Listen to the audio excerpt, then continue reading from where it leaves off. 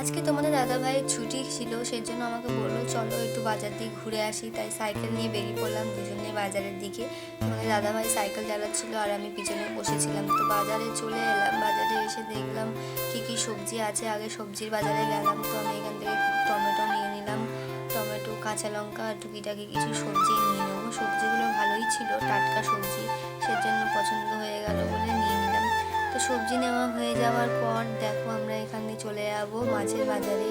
কি কি মাছ উঠেছে তোমাদেরকে দেখাচ্ছি।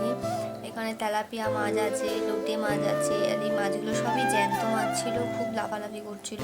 এখানে অন্য দোকানে গেলাম, অন্য দোকানে দেখলাম এখানে চিংড়ি আছে, তারপরে তেলাপিয়া রয়েছে। দেখো আমরা এখান থেকে চিংড়ি মাছ নিয়ে নিলাম আর বাটা মাছ নিয়ে নিলাম। তারপর আমাদের মাছ কেনা হয়ে যাওয়ার পরে আমরা আবার একটু ঘুরে দেখলাম যে আরও কী মাছ আছে না আছে। তো আর কিছু মাছ পছন্দ হয়নি, সেজন্য আর কিছু মাছ নিলাম না। বাটা আর চিংড়ি নিয়ে আমরা বাড়িতে চলে